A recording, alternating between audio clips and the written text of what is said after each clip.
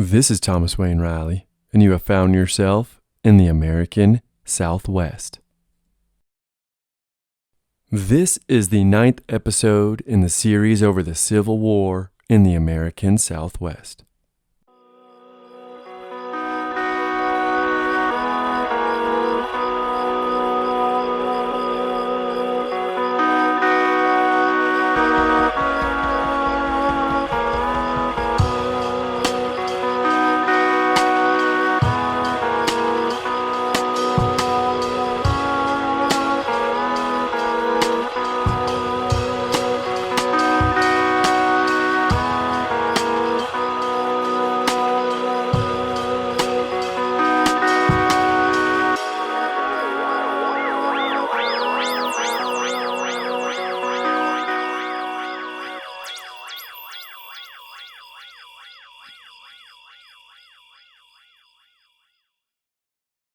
This episode is graciously sponsored by one of my new favorite companies, the Buffalo Wool Co. Y'all know I have great love and respect for America's national mammal, the bison. My very first episode was over the wild and woolly beast, so when I tell you I discovered a company that makes 100% bison wool products 100% in America, you know how excited I got. The Buffalo Wool Co. makes the most incredible and comfortable socks you've ever worn. Not only are the Buffalo Wool Co. socks comfortable, but they are warm. You can wear them in the house, to bed, or on a hike. I wore mine in the sands of Great Sand Dunes National Park, and I've worn my Buffalo Wool Co. socks while hunting in the northern forests of Wisconsin. I plan on wearing them for the rest of my life. Buffalo Wool Co. 100% guarantees you will love the product or your money back. The owners of Buffalo Wool Co. have been raising bison in North Texas for almost 30 years, and they're even more passionate about the amazing animals than I am. Buffalo Wool Co. not only makes socks, but also knit caps, gloves, scarves, and extremely warm and comfortable clothing for kids. My wife and I have a little one on the way, and I will absolutely be keeping our kids snug and warm with the Buffalo Wool Co.'s expanding brand. If you like being comfortable and warm and looking awesome while doing it, and if you support 100% made in America clothing, by people who are passionate about these animals and the ranchers who raise them, you will love the Buffalo Wool Co. Head over to their website, thebuffalowoolco.com, or my website, theamericansouthwest.com, where there will be a link on the home page. That's thebuffalowoolco.com. In the Battle of Glorieta Pass, a Gettysburg of the West, by Thomas Edrington and John Taylor, they finished the entire book with these two paragraphs that are important to our story. All battles, indeed all wars, have some element of futility and needless suffering. But Glorieta seems to have had more than its share. Consider that even if Chivington had not destroyed the wagon train, the outcome would have been the same. Sibley's New Mexico adventure was doomed to failure. Thus, in the final analysis, the Battle of Glorieta Pass might best be viewed as little more than a bloody postscript to a star-crossed campaign. This, then, is the legacy of Glorieta Pass, not a Gettysburg of the West, but a hollow and bloody addendum to a campaign whose outcome had already been decided. End quote. For the soldiers on the ground, though, the war had not yet been decided. And after arriving to Santa Fe, Scurry would pen his glorious general order to the men and have it printed in the Santa Fe Gazette on March 30th, 1862. It read, quote, "Soldiers, you have added another victory to the long list of triumphs won by the Confederate armies. By your conduct, you have given another evidence of the daring courage and heroic endurance which actuate you in this great struggle for the independence of your country.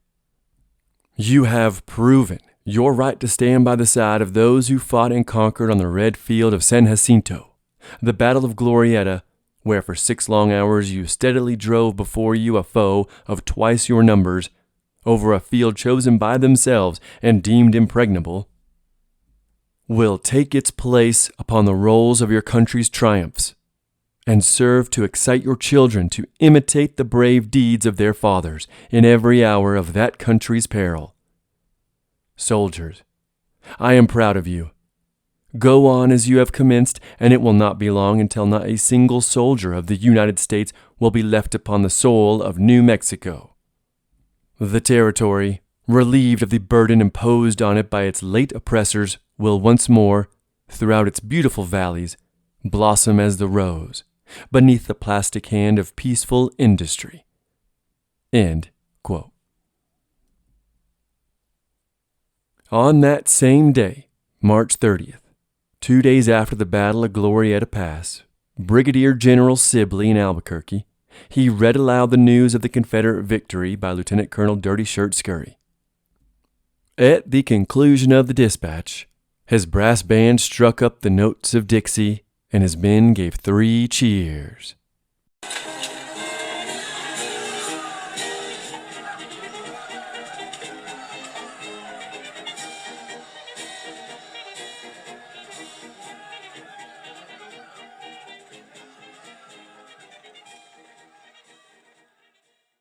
Colonel Thomas Green then ordered his 6 companies of the 5th Texas Mounted Volunteers and 2 mountain howitzers to saddle up and ride north to meet the victorious rebels in Santa Fe. He and Sibley would leave only a small 100-man garrison and 4 cannons in Albuquerque to guard the all-important supply depot. Unfortunately, on account of a complete lack of shells and horses to pull the remaining 8 cannons, the 8 cannons that resided in the city, the rebels buried them in a garden. They hoped they'd later be able to recover and use them, but for now, they were worthless. Sibley also sent a letter to Richmond which outlined the recent victory, but which also pled, quote, "I must have reinforcements. Send me reinforcements." He also sent a letter to the governor of Texas, a Francis R. Lubbock, and he asked for the same thing. The brigadier general needed all he could get. Anything, really, that he could get. He would receive neither. And the whirlwind march he and his Confederate soldiers were about to undertake would be one for the history books, and would be one of the longest retreats in the Civil War. On the 31st, after a daring and difficult ride through a mountain pass, a trail that took them through the San Mateo and Magdalena mountains, which are both west of Fort Craig, and which are both very visible from the fort. But on the 31st, Captain Coopwood and 25 of his San Elizario Spy Company men arrived to Albuquerque all the way from Mesilla. After their arrival, Sibley and the Spy Company headed north to Santa Fe, where they assumed the Federals would mount a furious counterattack from Fort Union. A counterattack that would never materialize. Up in the capital of New Mexico, the tired, cold, and victorious, although they didn't feel like it, but the men who had just fought at Apache Pass and Glorieta arrived to Santa Fe amidst the ringing of the city's church bells. The Santa Fe Gazette would write of the incoming men, quote, "Their appearance clearly manifested the severe usage to which they had been subjected, and all were in the most destitute condition in regard to the most common necessities of life." End quote. The men mostly collapsed in the abandoned or burned out shells of the government buildings, with empty stomachs and cold hands. They would spend the next few days trading everything they had with the locals for simple pieces of bread or a sip of whiskey. Pork and other meats became nearly impossible to procure. Coats and blankets were hard to find. Glorieta Pass had been yet another hollow victory.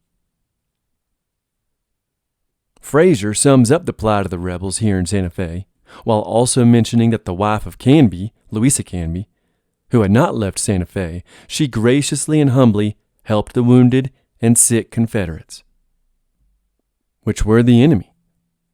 Now quoting Frazier from his Blood and Treasure, quote, "The suffering of the destitute Texans eventually led Louisa Canby to intervene.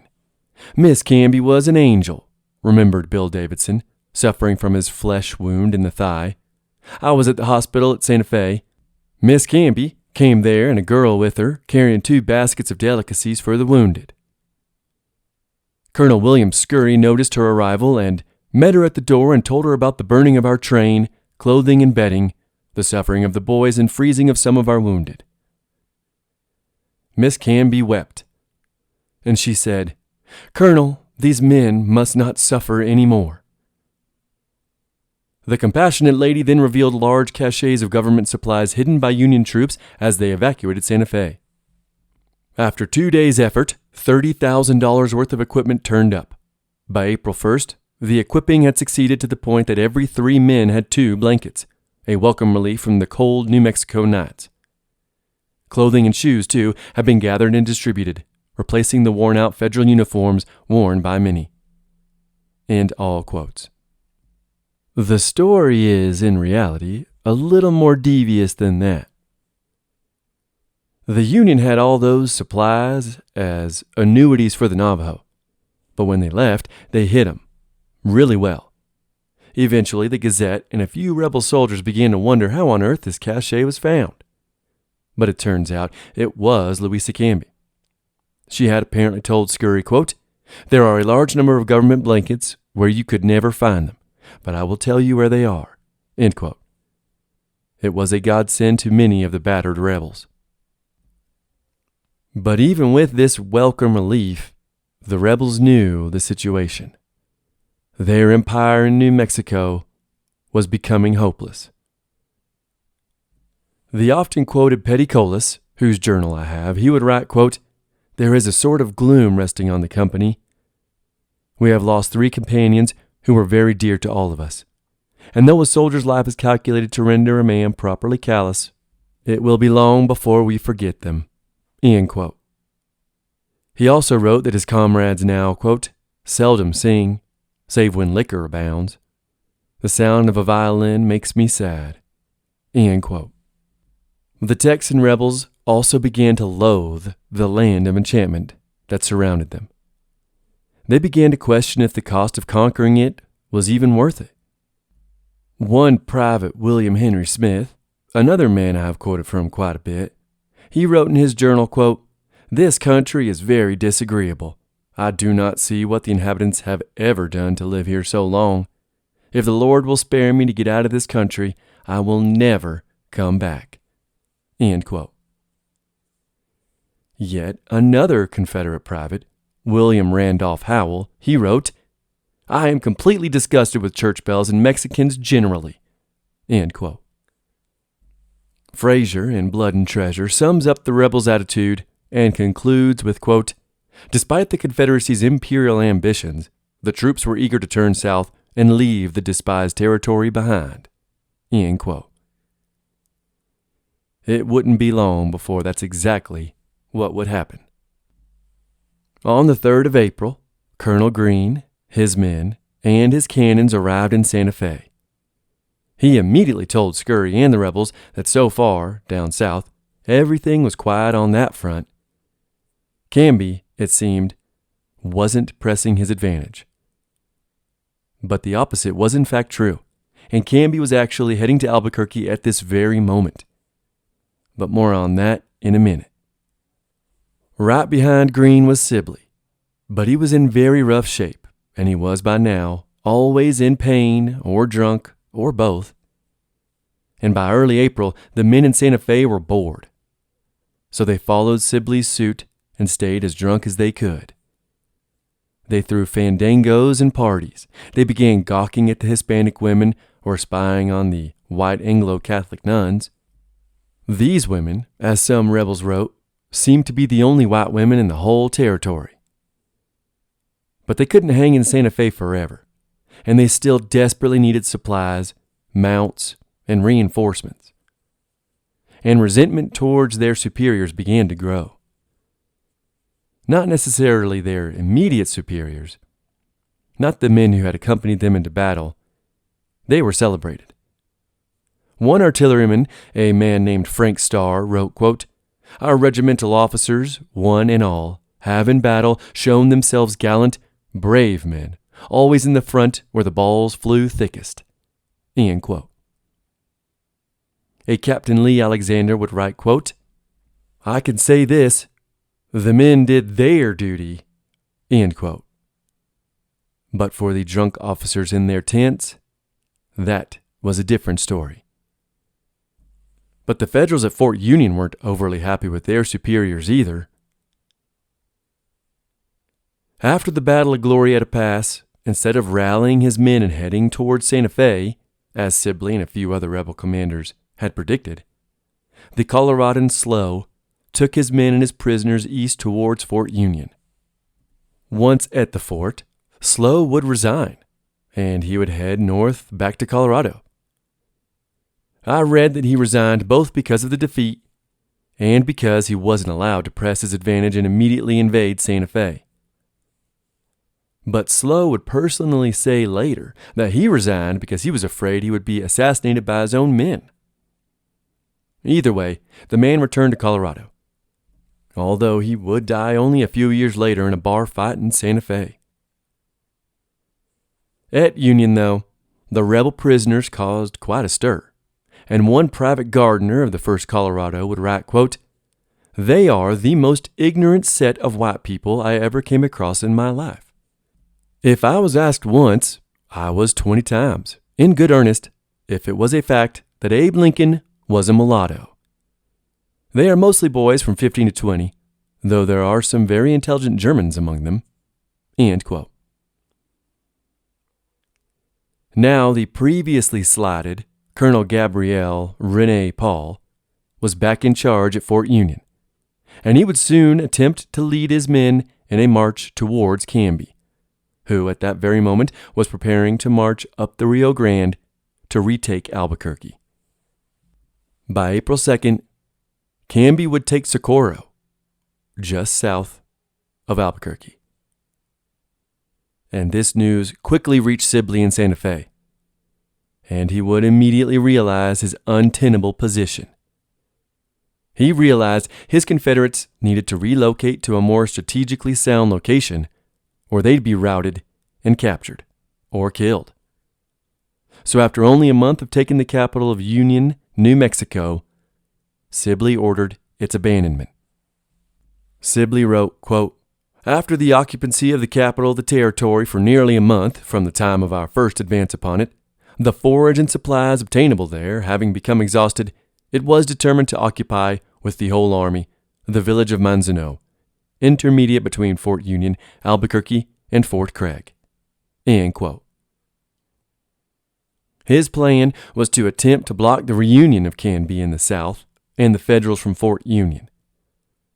Also at this time in the Manzano Mountains, not far from my home really, at Manzano, Sibley also hoped to receive reinforcements and supplies from Texas. At the same time as he was preparing to relocate to the southeast, Sibley sent a George Madison and some of the brigands north to Colorado to recruit some Confederate sympathizers. Any and all help was necessary now. Unfortunately for these men sent north, they were captured in the Sangre de Cristos, but they were shortly afterwards released.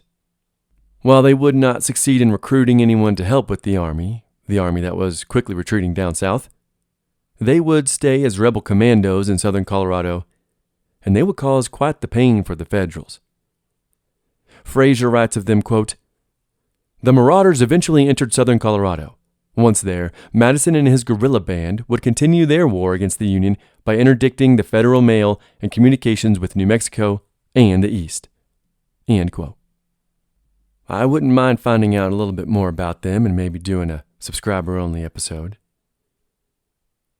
While traveling to the Manzano Mountains on April 8th, Sibley got more bad news. Canby, with 860 regulars and 350 New Mexican volunteers from Fort Craig, they had all arrived outside Albuquerque, and they'd begun tempting the rebels for a fight.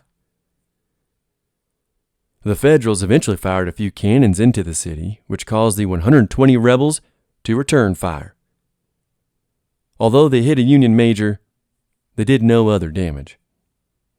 Then the Federal cavalry began making inroads into the city.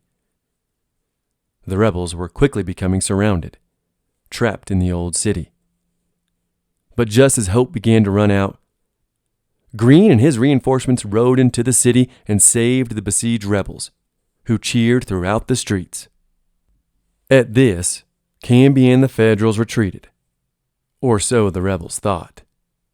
This feint was only a ruse, and Canby stayed very nearby in the hopes that the rebels would very soon abandon the city, which they would very shortly do. The remainder of Sibley's army was not far behind Greene and his mounted men. The problem was the men of the 5th Mounted Texas was on foot. They were slow, and they were tired, and they were keeping up a 30-mile-a-day pace. They had to save their supplies at Albuquerque, so the pace was necessary. And it was a grueling and a challenging hike, and a long line of many such hikes that had taken place and were about to take place. Petticolas writes of the march, quote, "In spite of new shoes and long rest, we marched rapidly. But towards night, the wagon guard got very strong. Numbers we would pass on the road lying flat on the ground, entirely given out. Many clung to the wagons and sat on the tongues to get a little rest." End quote. He also recorded that a few of them had found themselves some quote-unquote first-rate wine. Many got drunk, while others sipped only enough to bolster their strength and quote-unquote refresh themselves. By April 10th, the men began to trickle in small groups into Albuquerque, and by the 11th, they had all arrived. Sibley wrote that they were, quote, "too late to encounter the enemy, but time enough to secure the limited supplies from the contingency of capture." End quote. Over at Fort Union, Colonel Gabriel Paul assigned Lieutenant Colonel Tappan to take control of the 1st Colorado. They were then ordered by Canby to rendezvous east of Albuquerque in the Sandia-Manzano Mountains, where they would begin pursuing the rebels for as long as they needed to in order to force them from the territory forever. The same day that the rebels finished reoccupying Albuquerque, the Federals retook Santa Fe. Fraser writes well of this reoccupation, and he said, quote, "Nearly 200 invalid Texans and their attendants had remained behind in the capital and now faced an uncertain fate. At first, the rebels were largely ignored as Federals kept clear of the hospital. The defenseless Texans remained somewhat defiant of their enemies until rations got short. Private Wright, who had remained behind to nurse his wounded friend, noted that, quote, "Our provisions were exhausted and our officers were obliged to appeal to the enemy for assistance." End quote. In exchange for food, the Texans agreed to become prisoners of war. Quote, "Then liberal supplies of everything we needed were issued to us. Food, such as we had not enjoyed for many months, was in abundance. Coffee, sugar, and other luxuries that we had long been deprived of made me think that life was again worth living." End quote. Medicines, too, were issued. End all quotes. A similar situation had occurred down in Socorro to the injured and sick troops from the Battle of Val Verde after Canby sent Kit Carson to reoccupy that town. There, too, the sick and injured rebels had to beg with the famous hero for food. Confederate Dr. Hal Hunter wrote that the agreement of food for surrender, quote, "can be broken on our part at any time if we let the Federals know." End quote. Apparently, 116 rebels took this oath, which promised to avoid any, quote, "connection in any way with our army to do anything against the U.S. so long as we are in the hospital." End quote. Carson kept his word, and for these 116 men, 10 days of rations with sugar, coffee, tea, salt, bacon, molasses, vinegar, and flour, they were all issued to the rebels. But 33 of the Confederates, they refused the offer, and they began marching north in the hopes of reconnecting with Sibley. Unfortunately for them, they will not. And just a real quick note on Kit Carson. In January of 2025, I went to Santa Fe to go to a seminar, but it was full, so my friend invited me to his Masonic Lodge, where I got to hold Kit Carson's .54 caliber 9-pound gun. It was awesome. I had to put on white gloves, but I got to look down the sights, take out the ramrod. It was a beautiful gun.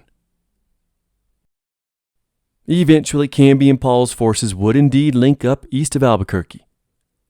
Within the city, the rebels only had 10 days of supplies and next to no ammunition.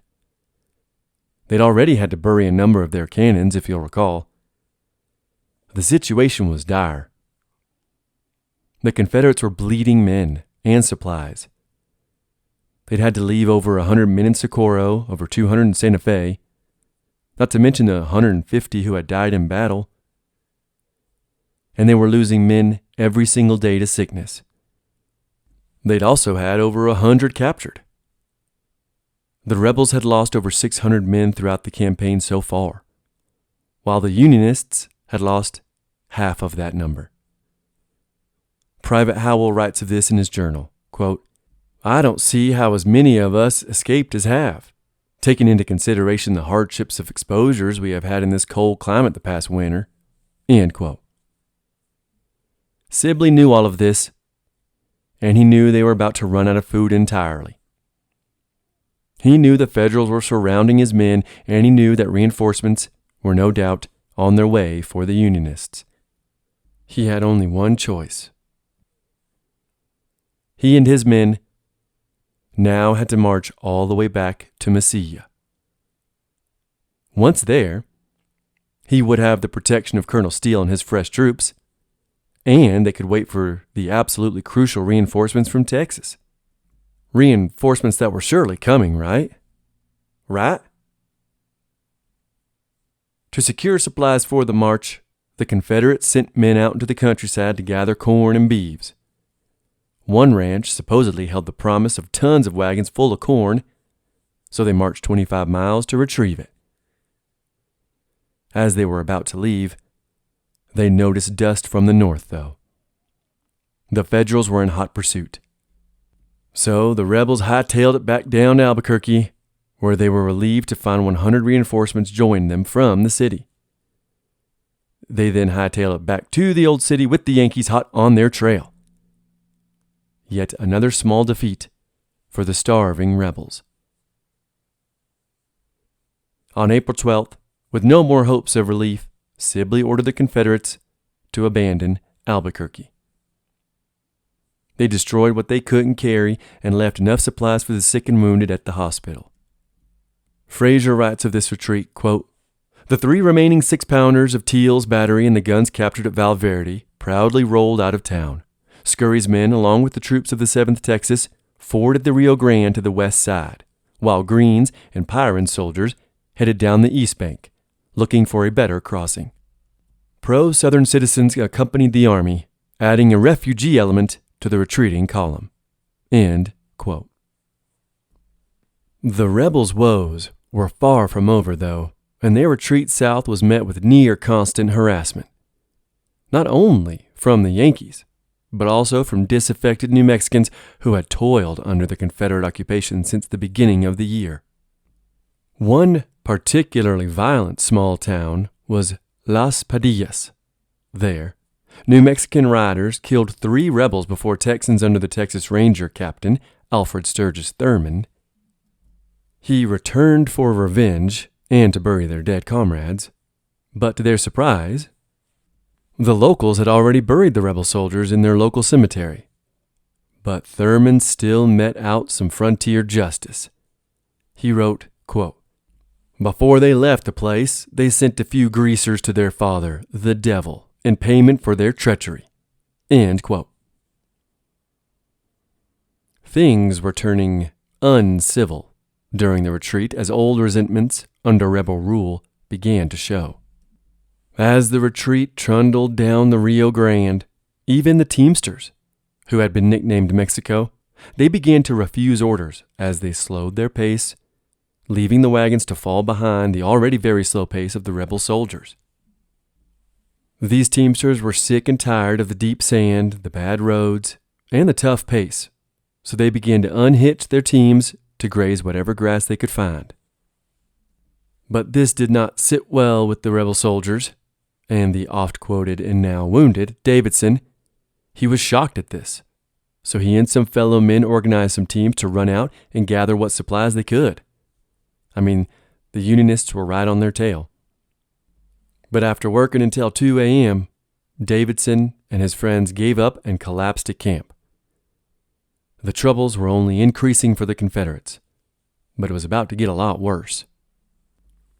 On April 14th, 2 days after leaving Albuquerque, the rebels arrived at the town of Peralta, Once there, the soldiers, despite the need for rest, instead, they threw themselves a fandango. But as they ate and drank and danced, the Unionists were quickly approaching the town. The day before, the 13th, Canby and his federal forces from Fort Union finally reunited in force in a place known as Tijeras Canyon. Tijeras Canyon is a nice little spot today with a few businesses, some abandoned old buildings. It's got Route 66 and I-40, and quite a few lovely houses with incredible views that stretch towards the southwest into the Rio Grande Valley. It is a place I am intimately familiar with. At Tijeras Canyon, the Federals then made a fast and strong march southwest towards the retreating Confederates. They would also reach Peralta on April 14th, the same day the rebels were throwing themselves their fandango. Frazier writes of the Yankees' approach, quote, "Fiddle music was drifting from Governor Connolly's house, and hundreds of dying campfires twinkled in the distance as the Union troops arrived. This was the crucial moment that Canby had been seeking. While the main force of Canby's army took positions near the town, planning to surprise the rebels at daybreak, other detachments scouted the enemy forces, discovering the stranded wagons. For the Federals, the news was all good. The rebel army was divided by the Rio Grande and, better yet, was totally unaware of his presence. At first light, Colonel Paul and some of his Federal horsemen swooped upon the outlying rebel wagons and killed, scattered, or captured their surprised guards after a brave defense. Meanwhile, Union gunners fired 24-pounder shells into the southern camps, and infantry massed for an assault." End quote. With the rebels caught off guard, the Yankees began the Battle of Peralta. One, Lieutenant Benton Bellseat, had just started his breakfast that morning when the guns rudely interrupted.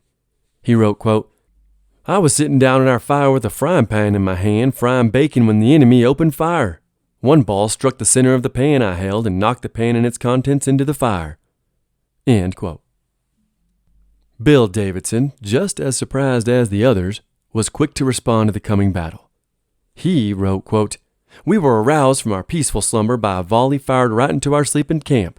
This was very rude and ungentlemanly, yet a very effectual way of waking a fellow up." End quote. The town was surprisingly easy to defend, much to Canby's dismay. He had not noticed in the dead of night that the pueblo was sectioned off into fields, and each field was bordered by an adobe fence and an irrigation ditch. These already in place defenses would be difficult to advance through and easy for the rebels to defend. Canby even remarked that besides Fort Union, this position had to be the, quote, "strongest in New Mexico." End quote. Canby couldn't very well send his tired and hungry men into this meat grinder. They had been marching strong for 2 days, and they hadn't eaten in a day and a half. So he began to look for a weakened section of the town to invade through. He began this probing with his cannons. Naturally, the rebel cannons responded.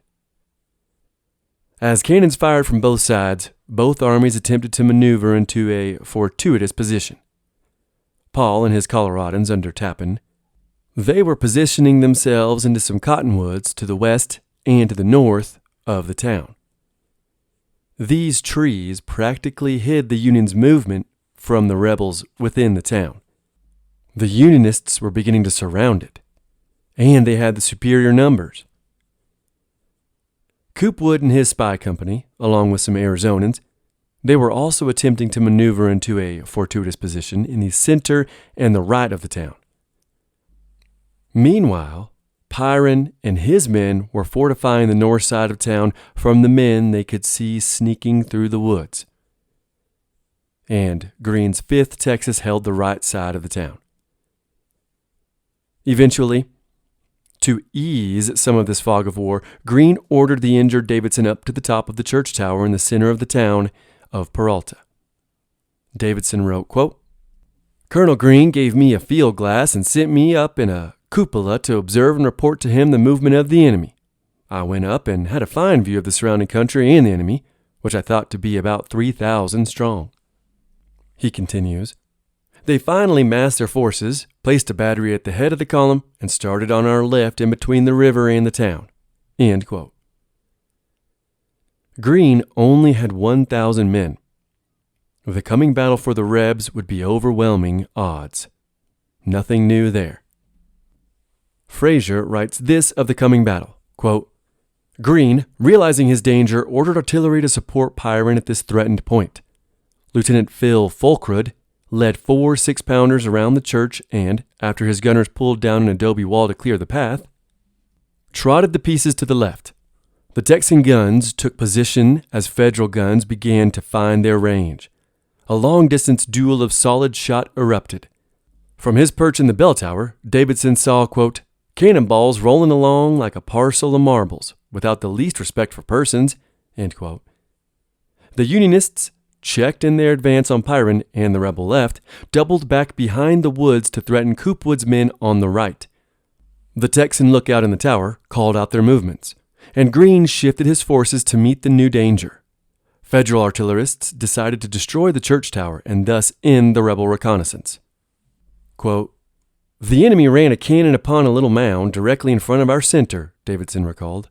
A puff of smoke, and then a ball passed directly over the house and about 20 feet in rear of the cupola. They sent another ball still closer than the first. End quote. The third shot crashed into the tower. The Texan lookouts, shaken but alive, quit the position after recovering from the shock. End quote. How would you like to be in a tower when it starts to crumble after getting hit by a cannonball? I too would quit the position. With the lookout tower gone, the battle looked rough for the rebels. The Federals were continuing their maneuvers and slow advancement. Soon, the Confederates would be enveloped. To counterattack, Greene ordered his men on the left of the town to run and take a wall that sat 200 yards south of the trees where the Federals were hiding. His men wasted no time and ran through the fields, over the walls, and into the irrigation ditches that were against the wall, where they immediately opened up on the Yankees in the woods. This surprise advance forced the Unionists to retreat. Over on the right side of town, the Northerners were pressing their advantage. Lieutenant Colonel Benjamin Roberts, who had successfully commanded at Valverde, at least until Canby took over, but to the right side of the town, he and his Valverde veterans amassed to form a siege. Coopwood, and eventually Fulcrud's, guns were the only thing that were holding back the Yankees. But in a surprising move, Roberts and his amassed veterans did not advance, and the rebels would take advantage of this. By 11 a.m., Sibley had sent most of the rest of his men across the river to reinforce his besieged troops. Scurry was in the lead, and he rushed his men to Coopwood's position on the right side of town. Davidson was here at that time, and he wrote, quote, the enemy were marching and maneuvering around us and making demonstrations, and we were beginning to think that the time had come to pass in our checks, when a yell from the right announced that something had occurred. Davidson continues, hats went into the air, and a yell went from our throats, for there coming up the road was brave Scurry with the 4th and 7th at his heels. End quote. The battle had been saved. Scurry and his men then took up positions wherever they could to help Greene, Coopwood, and the rest of the threatened rebels. Sibley and Teal, the artillerists, they then attempted to also cross the river to command the battle, but their crossing was blocked by Federals, which forced Sibley back to the town of Los Lunas. Sibley would miss yet another battle.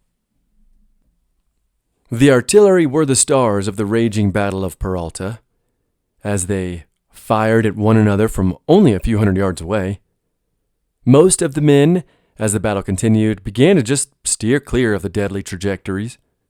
Skirmishes between men began to dwindle. Davidson remembers a close call, though. He wrote, quote, while we were laying behind the wall, the enemy were dropping shells among us. One shell fell right behind our company. The fuse was burning. Chew. Of course, I was spread out as thin as I could, but it still seemed to me that I was 19 feet thick and 48 feet long. And when the thing exploded, it was bound to hit me." End quote. But it would not explode among the men. Instead, a righteously courageous comrade ran to the ticking time bomb and threw it over the wall and into one of the water-filled irrigation ditches. Relieved and thankful, Davidson asked this soldier what on earth he was thinking. The rebel responded and said, quote, "It was better for it to kill him than the whole company." End quote. So as that story illustrates, the Federal shells were wreaking havoc among the rebels. One shell even hit the field hospital and exploded. Another exploded in the center of their beef herd, which caused it to stampede. This was unacceptable to the low on supplies and starving rebels, so a Major Hoffman of the 7th sent his Texans in hot pursuit. With a rebel yell, the men attempted to chase down the fleeing animals. Davidson, who witnessed the stampede, wrote, quote, "The enemy, supposing it was another charge on their battery, limbered up and started off the field." End quote. The Yankees, it seemed, wanted no part of yet another Valverde charge and capture. But when the Texans cowboyed up the herd and returned, the Unionists also returned to their guns. Eventually, the Battle of Peralta, which had devolved into an artillery duel by the end, ceased when a sandstorm descended upon the town and the countryside. Mother Nature, it seemed, intervened. The Confederates took this opportunity to completely leave Peralta, and they would reach Los Lunas and Sibley by 4 a.m. on the morning of April 16th. During the battle, the rebels lost 7 wagons, 22 men to capture, 8 wounded, and 4 dead. But at least they weren't completely routed during the battle, which really should have ended in yet another crushing defeat. On the Union side of the lines, many of Canby's men and officers complained heavily that Canby had not acted wisely, and by not engaging the rebels that night, they had not pressed their advantage. One officer even mentioned that Canby and Sibley were related, so naturally, Canby must have been allowing the Texans to escape with their lives instead of destroying them. One Colorado cavalryman wrote, quote, "It was the most harmless battle on record. Canby and Sibley are comrades of old." End quote. Many times his officers asked to charge, and every time they were rebuked by Canby. Only a few hours after reaching Los Lunas, the rebels' retreat continued for the wet, sleepy, and exhausted Southerners. Davidson would write about this engagement and how it had truly taught them a valuable lesson. He wrote, quote, "The events of Peralta have disclosed the fact to our leaders, which they ought to have known at first, that we have a wise and vigilant foe who is keeping a close watch on our every move." End quote. This close watch, it would continue for the next few days as the rebels retreated even further south.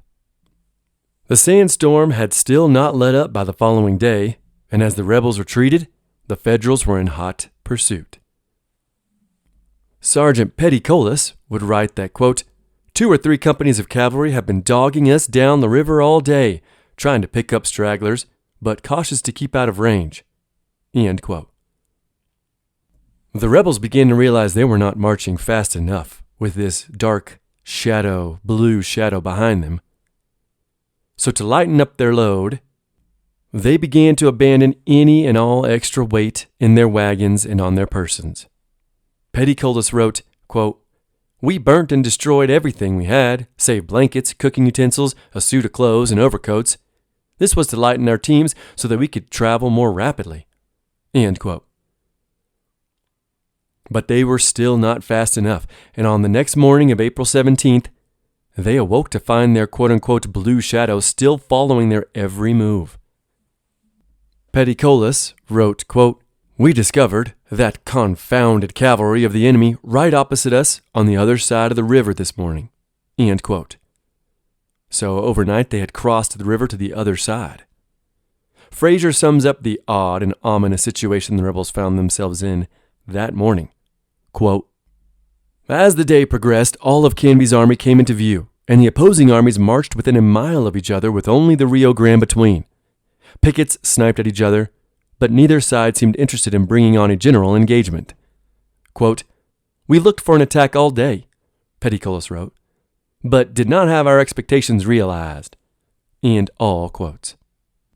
Davidson would write, quote, "Marching together, halting together, one imitating every move of the other, neither seeming anxious to bring on a battle, yet neither tried to avoid it." End quote. The rebels, they were confused.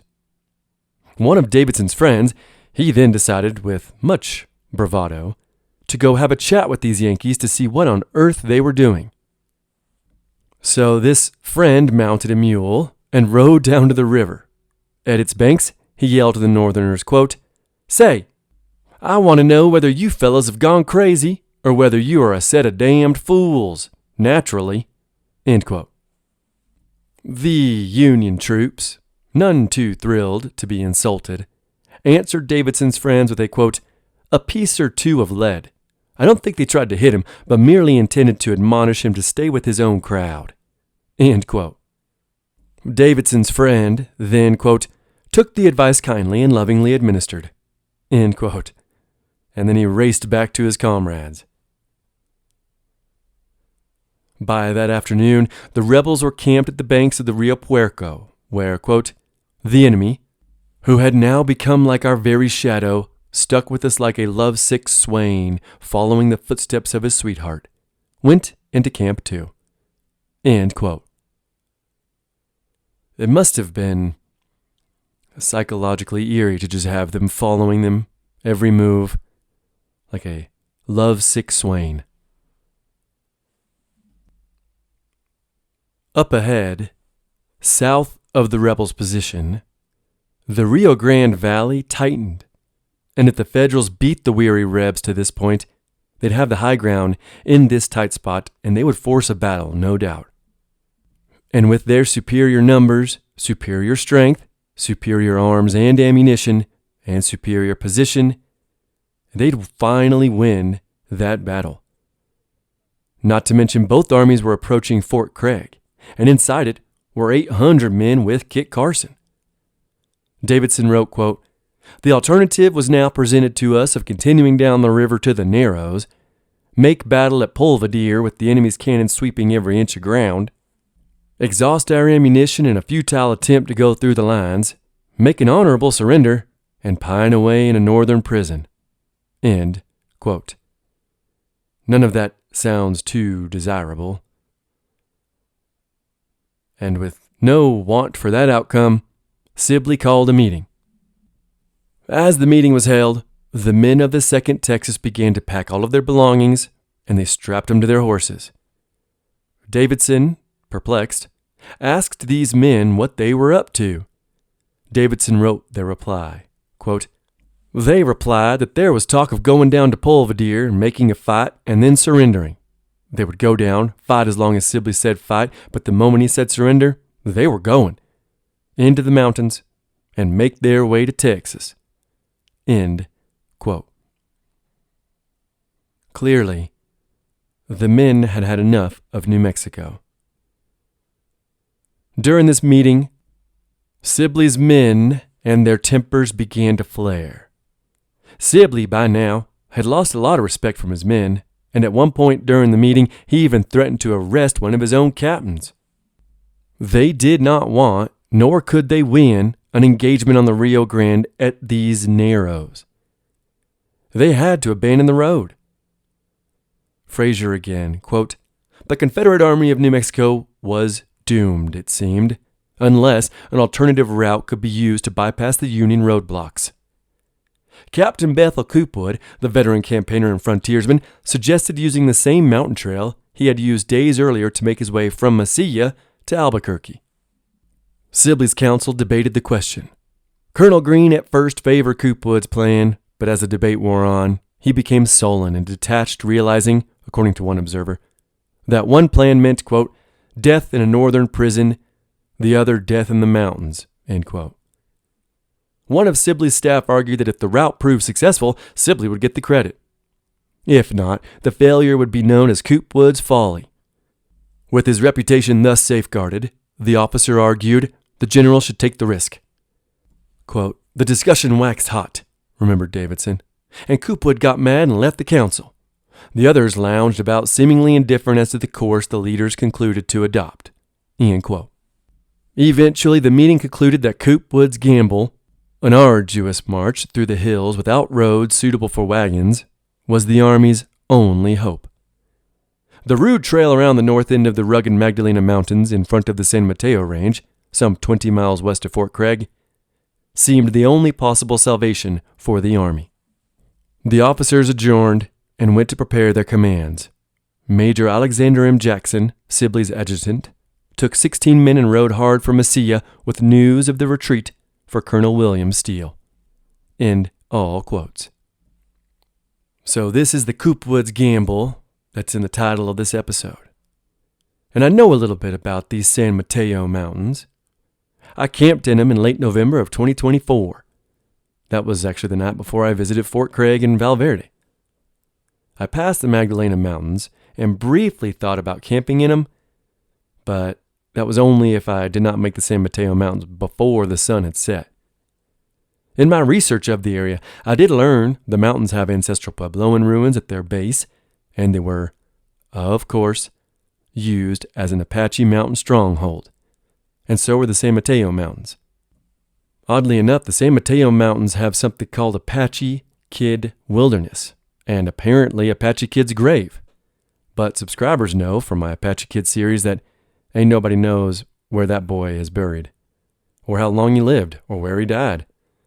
So I thought it was odd, all the way away from the White Mountain Apache Reservation, that in the San Mateo Mountains near Mesilla, there is the Apache Kid Wilderness.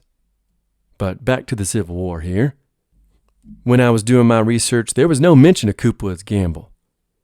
So I got to wondering when writing this up, I wonder if I hiked or drove or stopped to enjoy the beautiful surroundings on the very same path that these rebels took.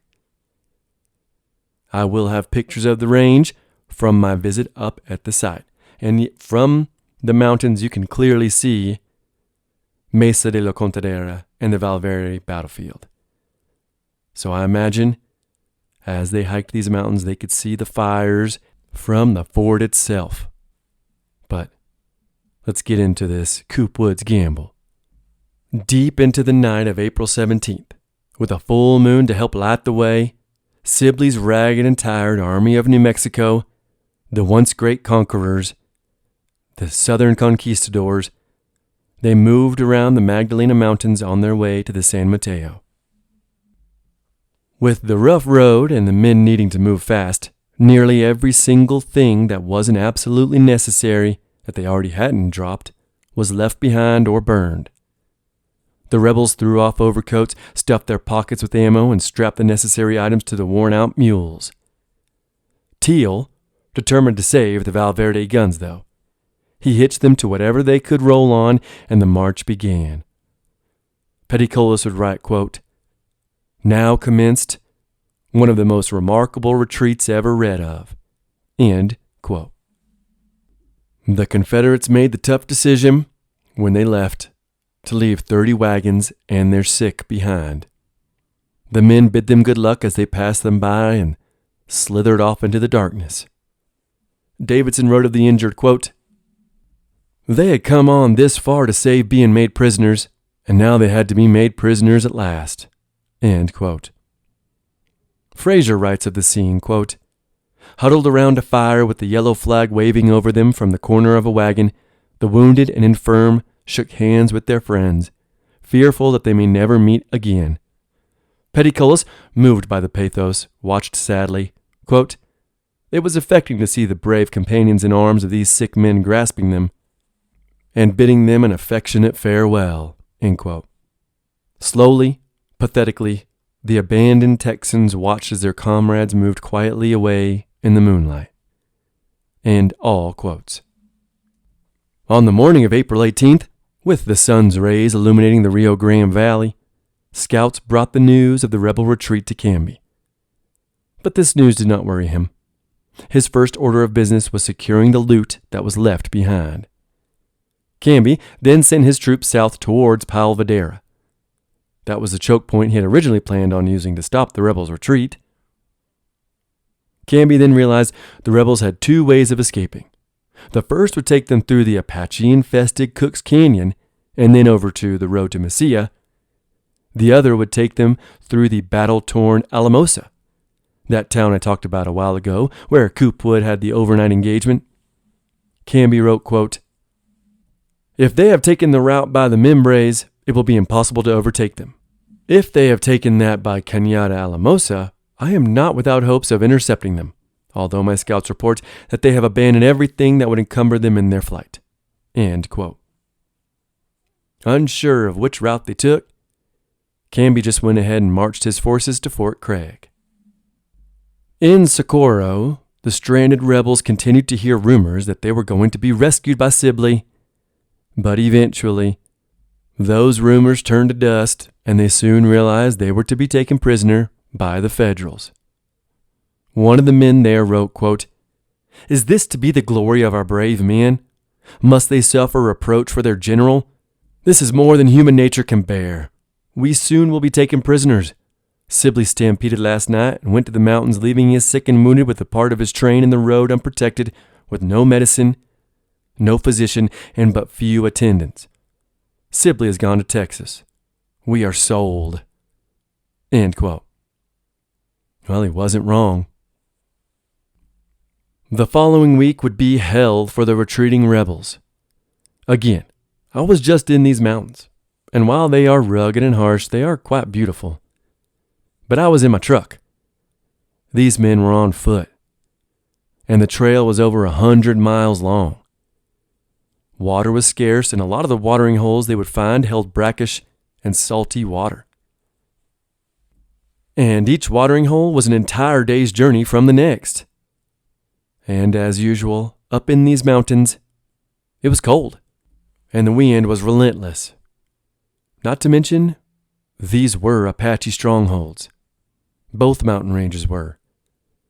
And any stragglers left behind, they could end up facing an Apache arrow, or worse, have their eyelids cut out and stare at the sun till they died. On the first night, the rebels made 14 miles, not very long, and then they made camp.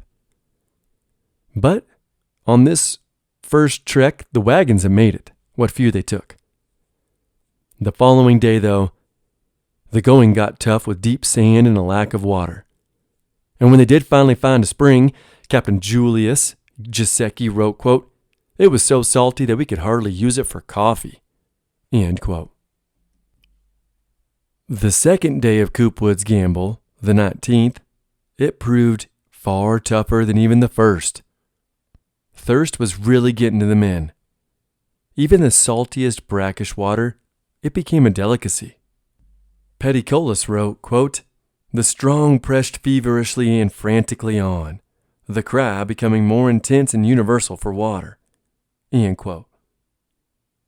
One Texan would write of the thirst, quote, "With lips black and parched, and throats swelled and dry, and breath hot and voice husky, on we rushed till we reached the water." End quote. Once at the rare watering holes that the men could find, they would immediately throw themselves at the water's edge and, quote, regardless of the crowding horses and mules, regardless of the swearing men, regardless of everything, and drank the cool, clear, soft water, drank until we sank back completely satiated. End quote. Food was also becoming increasingly scarce. But some of the troops did get to enjoy a bear and some deer, which unfortunately for the creatures, wandered past the trundling soldiers. But the weariness of the journey also began to weigh on the rebels. Petticolas wrote of this, quote, "No order was observed, no company stayed together. The wearied sank down upon the grass, regardless of the cold, to rest and sleep. A great many of the infantry, tired of marching through the heavy sand, have picked up mules, little poor scrawny things, upon which they tie a fold of blankets for a saddle and with a rope for a bridle strike out, every man for himself." End quote. When night finally fell on this second day, the men, attempting to find their companies, the companies that had what few belongings they still carried, the men attempted to find their comrades by calling out into the dark night. And this was because they'd all been so separated throughout the day. Like that last quote said, it was every man for themselves.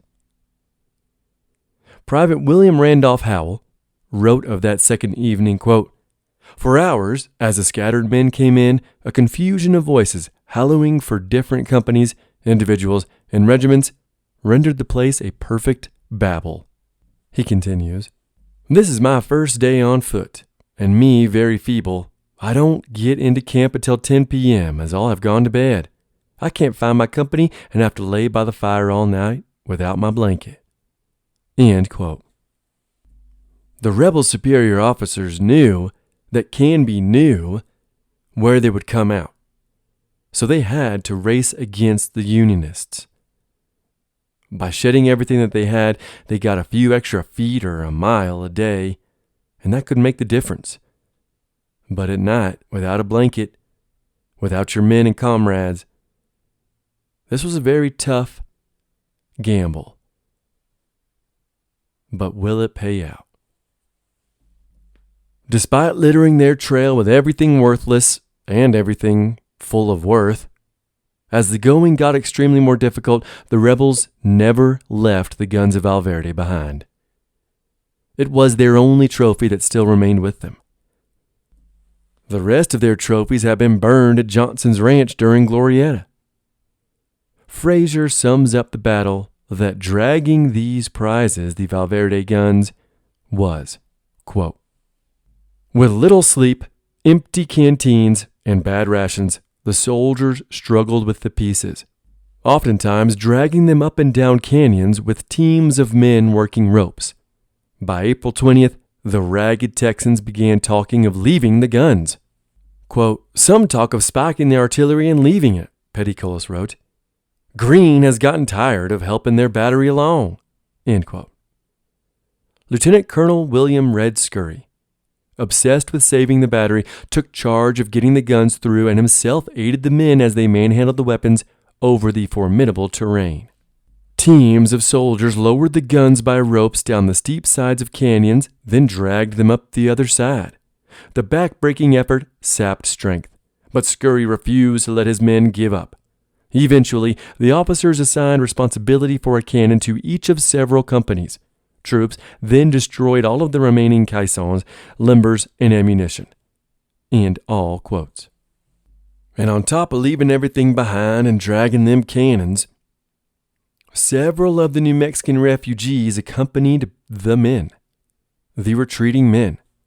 Some of these people had been with them since Santa Fe, while others, Albuquerque, and even still others, the smaller towns they'd passed through since their retreat from the Union capital of Santa Fe. Petticolas comments on these New Mexicans, quote, "We have quite a number of women along, the wives and daughters of Mexican citizens who have thought it most prudent for them to leave because of their Southern principles. These people have light wagons and ambulances along to take their provisions and property." End quote. While these civilians were in their wagons, the tired, foot-weary rebels became jealous. They were sore. They were mostly walking now just on instinct.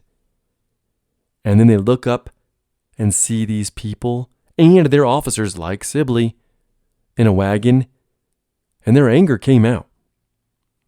Private Howell, the injured man I just quoted, he wrote, "My health is very bad, yet I am compelled to walk while mean Mexican women ride." End quote.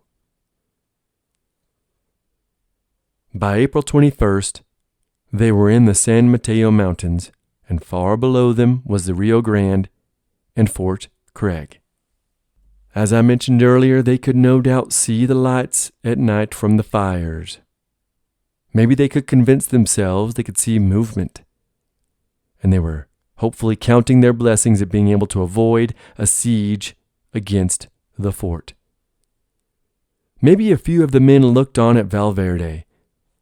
Maybe some of them had flashbacks of the fierce fighting there. Or they remembered fallen comrades. Petticolas wrote of this part of the journey and said, quote, "On this day, marking the 2nd month since our Valverde battle, we passed in sight of Fort Craig. Every man knew the Table Mountain and could distinguish the glistening waters of the river away down in the valley 10 miles from where we were crawling along the side of the mountain. We traveled along in full view of this, rather to us, noted place for 2 hours." End quote. And again, like I said, up on them forest road, near the top of the mountain, maybe not the exact pass that they took, but you can see Mesa de la Confedera and Fort Craig and the Rio Grande. After 5 days and 80 miles of walking through the tough southern New Mexican mountains, the Confederate rebel army had relinquished any appearance or attitude of an invading army, especially of an invading army that had succeeded in so many skirmishes and battles. The men now had little to no discipline, and the units dissolved away into a line of straggling men. The rebels actually stretched in a line from the San Mateo Mountains to the north for 50 miles. What little the men had carried with them on this retreat now littered the trail. Ammo, clothing, carriages, ambulances, wood pieces of the artillery, everything not essential was tossed. And eventually, the wounded and sick began to fall on the trail as well. Fraser writes of this last bit of the trail, quote, "William Kirk, the one-time wagon master, spy, and soldier, endured the amputation of his leg from a wound received at Glorieta. Surprisingly, he survived, and after a little rest, continued the journey with help from his friends. Union scouts under Captain James Paddy Graydon shadowed the rebels, on occasion, even mingled with them by their firesides, and reported back to Colonel Canby all that they had seen. A final battle for New Mexico, these spies reported, would not be necessary." End quote.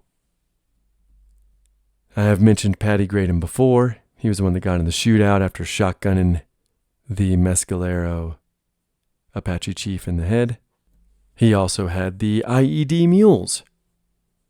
So he and his men, his spies, just wandered into these camps, these haphazard camps that lined the trail in the mountains, which means Canby must have seen them and known. But James Paddy Graydon just wandered in, asked how the soldiers were doing, got his report that they were not doing well, and then told Canby, there is no need to shadow the rebels anymore. Eventually, the weary Confederates made it to the canyons that led to Fort Thorne, that forward operating base. Steele sent men to greet them as they approached the town. Steele himself was 6 miles away at the fort. Of this march, Howell would write, quote, "Surely such a march over such a country and made by men mostly on foot, not accustomed to walking, was never surpassed. It reminds one of Bonaparte's celebrated march over the Alps." End quote.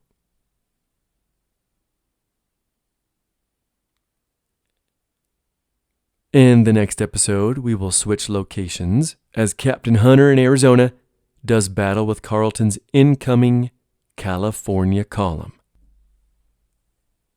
Thank y'all for listening, and I'll see you again soon in the American Southwest. Hopefully, without this silly, sick voice, which I apologize for. I was going to say something in the beginning, but it might ruin the episode. So now I'm just going to say this in the outro. I've been sick for weeks. This is January 2025. First time in a while. But thank y'all for listening. Hopefully it wasn't annoying. I'll see y'all soon.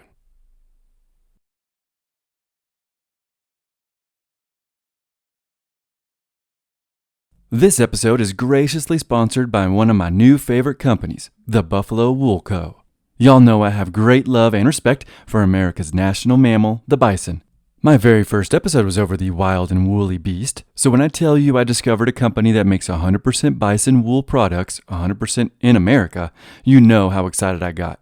The Buffalo Wool Co. makes the most incredible and comfortable socks you've ever worn. Not only are the Buffalo Wool Co. socks comfortable, but they are warm. You can wear them in the house, to bed, or on a hike. I wore mine in the sands of Great Sand Dunes National Park, and I've worn my Buffalo Wool Co. socks while hunting in the northern forests of Wisconsin. I plan on wearing them for the rest of my life. Buffalo Wool Co. 100% guarantees you will love the product or your money back. The owners of Buffalo Wool Co. have been raising bison in North Texas for almost 30 years, and they're even more passionate about the amazing animals than I am. Buffalo Wool Co. not only makes socks, but also knit caps, gloves, scarves, and extremely warm and comfortable clothing for kids. My wife and I have a little one on the way, and I will absolutely be keeping our kids snug and warm with the Buffalo Wool Co.'s expanding brand. If you like being comfortable and warm and looking awesome while doing it, and if you support 100% made in America clothing, by people who are passionate about these animals and the ranchers who raise them, you will love the Buffalo Wool Co. Head over to their website, thebuffalowoolco.com, or my website, theamericansouthwest.com, where there will be a link on the home page. That's thebuffalowoolco.com.